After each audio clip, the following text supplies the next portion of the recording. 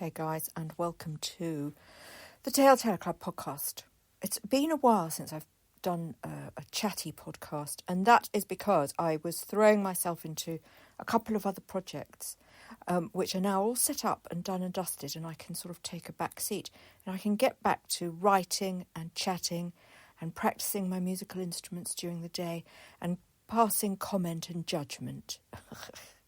As an old lady has the right to do, of course, we all know that. We reach these years with some wisdom, do we not? And we also have a right for our own opinions, etc. And I think where I've been doing all these this sort of internet stuff, setting up shops and all that stuff, I mean, really full on and making videos for YouTube and all of that, you get to the stage, I think, where you just think, A, it's bloody awful. I mean, it's just a horrific way to live your life. You know, we live in a fascist dictatorship, otherwise known as Google and Amazon and eBay. I mean, they're all fascists, guys. Honestly, if you think that you have a voice and you will be heard through the making of your product, assuming you're making a product that you're very proud of and comes from your creative heart, if you think that anybody's going to see it just because you did it, you said it, you've got another thing coming. I mean, the only way people have information now is when things like, the powers that be, these enterprises, these conglomerates, these huge businesses like Google,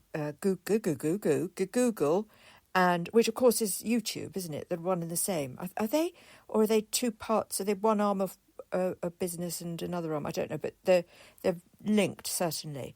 I'm not sure. I couldn't say for sure who owns, if they're owned separately, but I know they're linked, and they spoon feed every human being on the planet. What they decide, they want to spoon feed every single person on the planet. And what you end up doing is really being restrictive about who you are, how you want to be portrayed, what you want to say, what you want to do, because you're not fitting the paradigm.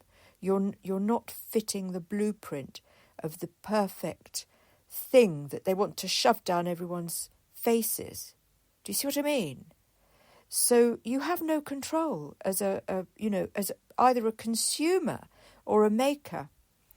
So I was thinking about this. I was thinking how, not only have I been really bored bloody stiff doing all this stuff for YouTube, bored bloody stiff, making product that Google won't show anybody because I'm not paying the ad people, or I'm not paying Google, basically. Or I'm, maybe I'm a little bit different and I'm not going to get, all the hits. And you just get to the point where you think, actually, I'm more invisible by doing all this or trying to do it than I was without even doing it. Because it makes you feel like that. Because you start looking every day at, who's looked, who's liked, who's done this. I've said this before on these podcasts. Of course I have. I've talked about it a lot. But it was important that I get all this done before Christmas, you see, guys. Because, Christmas is a time where if you're going to make a sale, do it, make sure you've got your shop set up, sort of thing. So I thought, I don't, that's it now. I'm done. I am completely done in. Everything's ready for Christmas. And from now on, I'm not going to do any work. The only thing I'm going to do is write the books. So the books I have total pleasure in doing. I love writing. I love playing my cello. I love playing my piano. And I haven't done those three things for about 3 months while I've been a slave to Google, slave to YouTube. I bloody hate YouTube. I watch YouTube for facelift videos and beauty, not makeup or anything like that, but anything injectables, basically, because I've just got into injecting myself. I only do baby needle injections, but of course I'm a tattooist. But I got pissed off with doing the tattooist stuff because the more flesh you show, the more likes you get. The more flesh you show, the more the algorithm churns you out. And the people who are watching and who are liking or disliking, I mean, don't get me started on people who dislike your work. I mean, what do I care? But of course you do care. You start thinking, well, why don't they like my stuff? I mean, I put up a video the other day of children's portraits that I'd done, and somebody disliked them. And you just think, oh, that's absurd. How can you possibly dislike children's portraits? I mean, I had I had digital ones, I had 3D ones, I had flat ink ones, I had ones made of sequins. Why would anybody press dislike on that?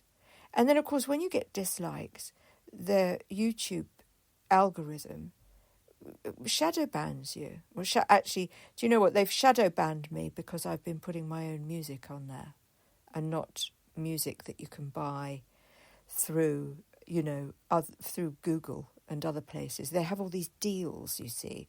But if you start putting your own music to stuff, YouTube has to give you money every time somebody plays the video.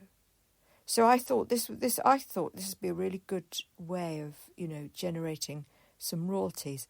1 penny for every bloody 1,000 views. I thought I didn't quite realise it'd be that low. But all that's happened is they've shadow banned me, and now they don't churn out my videos because they know they're going to have to pay money. I mean, I hate them. I really hate them. So I thought, no, I need to value myself more. All of my highly valued wisdom needs to be behind a paywall.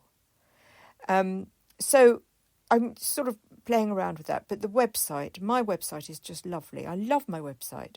I go through phases where I hate it, but I love it now because it's really a place to go and lose yourself. I've got loads and loads of lovely videos, all the videos that I've been making for 10 years, from my misspent adulthood, when I was being very arty and very underground and taking my clothes off and all sorts of things.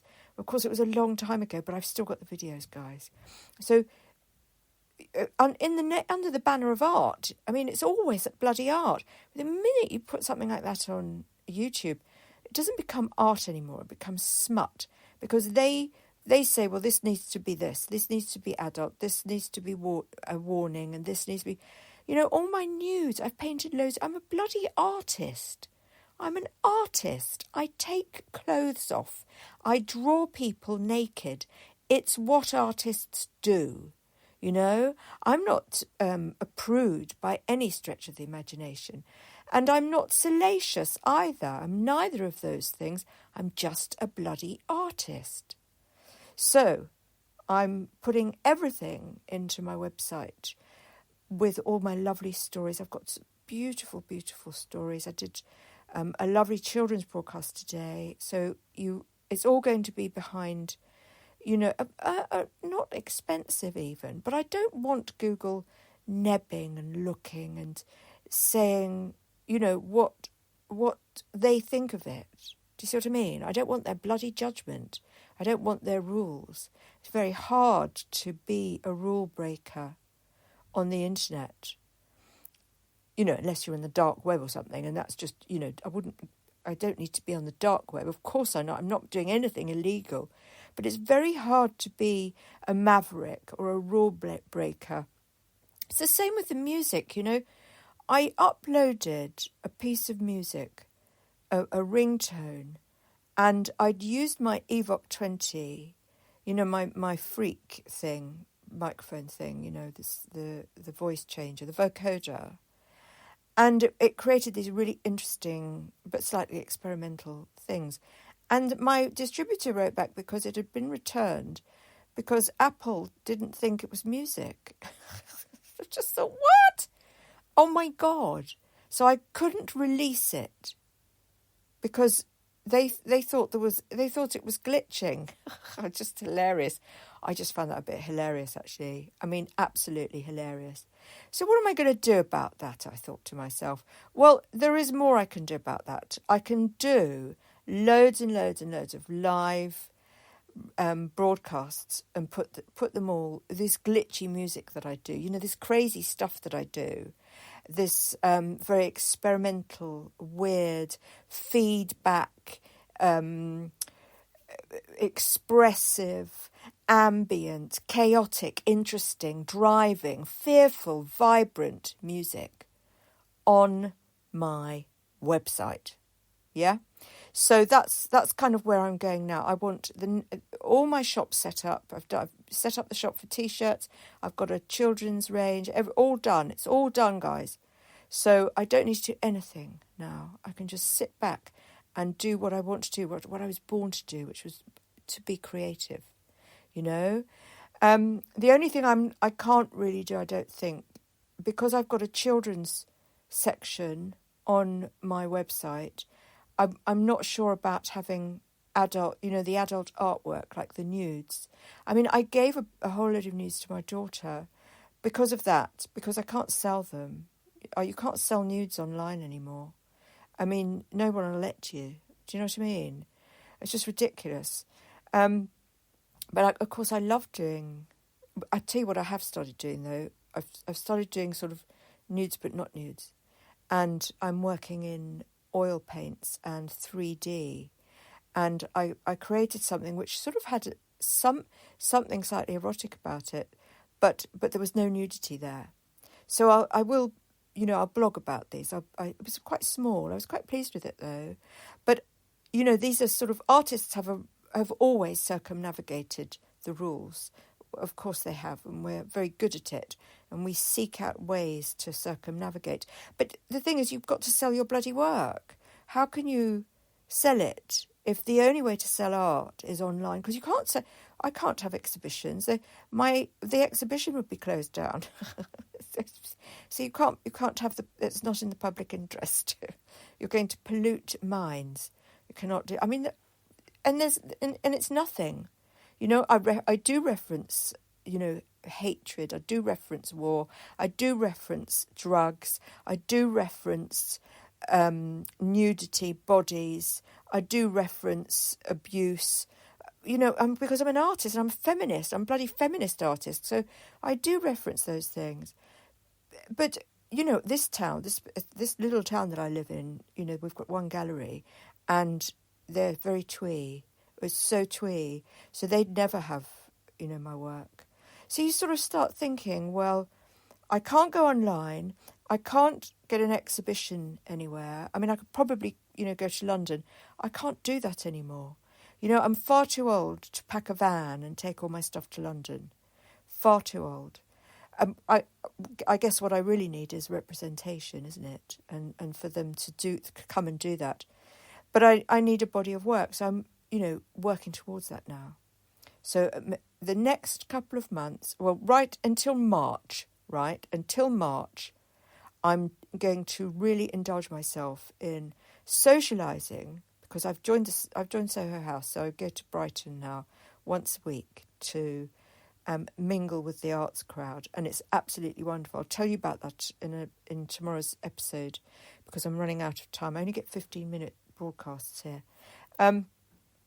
So I really want to work inwards now, not outwards. Do you see what I mean? I don't want to work on the exterior, what everyone's looking at. I want to work on the interior, which means getting out all these feelings that I have and these wonderful creative ideas, and get back to writing the book.